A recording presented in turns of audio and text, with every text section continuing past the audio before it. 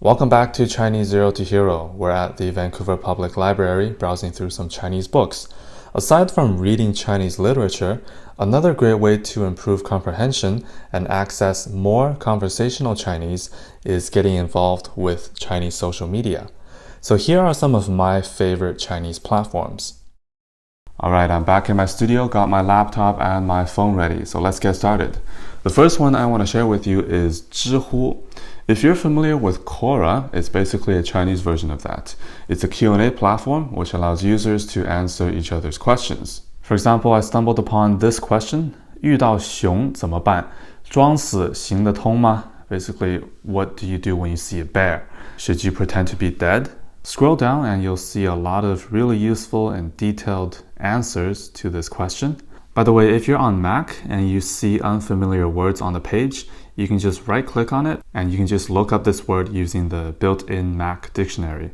But if you're not on Mac, you can download the 中文 Chrome extension. It basically does the same thing. So back to Zhihu, you can search different keywords or browse through different topics. For example, if I'm into cars, I can select 汽车. I can reply on a question or comment on any replies. Okay, let's move on to the next one. It's Bilibili. Now, this is one of the most popular video sharing platforms in China right now amongst the younger generation, and it's my favorite Chinese video sharing site. When it was first launched, it was more of an anime/gaming site. Now you can pretty much find videos on any topic, from documentaries, music, technology, cars, etc. What I find different about Bilibili is it has a pretty large portion of original content. What I mean is you'll see a lot of everyday people uploading interesting videos, such as tech reviews, fashion videos, makeup gurus, and vloggers. A prominent feature of this site is that they use commentary subtitles, aka 弹幕. They're basically moving subtitles on the screen as the video plays.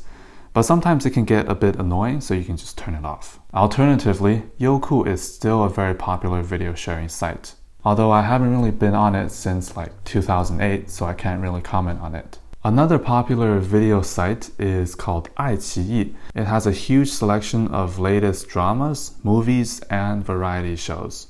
Okay, moving on to the next one. This one is Douban. If you have anything interesting to share or wanting to discover about movies, books, music, art, design, and culture, you would love Douban. Let's take a look at what movies are popular right now. Scroll down and you'll see user reviews, comments, people talking about this movie, and if you can or want, you can join in a conversation. Before moving on to the next one, I just wanted to let you know about our courses. As you know, we offer video courses that closely follow the HSK curriculum, taking you from HSK 1 to HSK 6 and beyond. You can visit our website and free preview any course. We have a new course called Path to Fluency, which basically helps students at a higher level to reach actual fluency. We offer many tips and resources for you to achieve that. This course comes for free if you purchase our HSK 5 or 6 courses. So check it out. The next one on my list is Hupu. Now, this is one of the largest forums in China. Founded in 2014, it started as an online media site dedicated to in-depth reporting about basketball. Now the site has evolved into an all-around forum with communities focusing on topics like sports, technology, fitness, cars, and more. The last one on my list is Weibo. Now, I don't have to say much about it. I'm sure most of you are already familiar with it.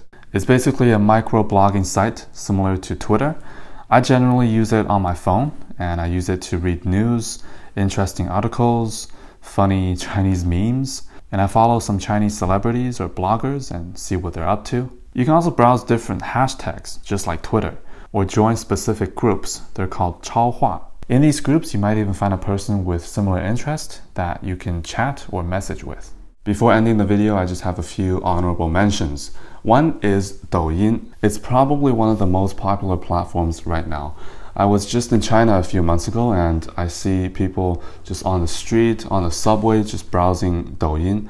Even my grandma's using it. So it's basically a platform where people can share short videos from 15 seconds to 1-minute videos. The only problem is if you're outside of China, you can't actually download the Chinese Douyin. You'll download TikTok, which is the international version, and you don't really want to download that. So you'd have to find a way to download the Chinese version of Douyin by either changing your location in the App Store to China or by any other means. I didn't include it in my list because I think it's just more for fun. It's more for entertainment.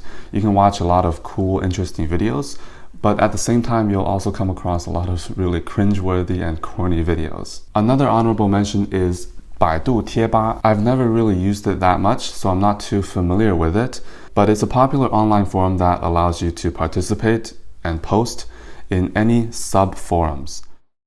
So that's it for this video. Thanks a lot for watching. Don't forget to subscribe to our YouTube channel and check out our courses on our website. Anything else you want to say? Leave a good review. Yeah, leave a comment down below on what other social media platforms you prefer using, and you can also suggest it to other people as well. So leave a comment down below. That's it. Thanks for watching, and we'll see you in the next video. Okay, bye. Bye.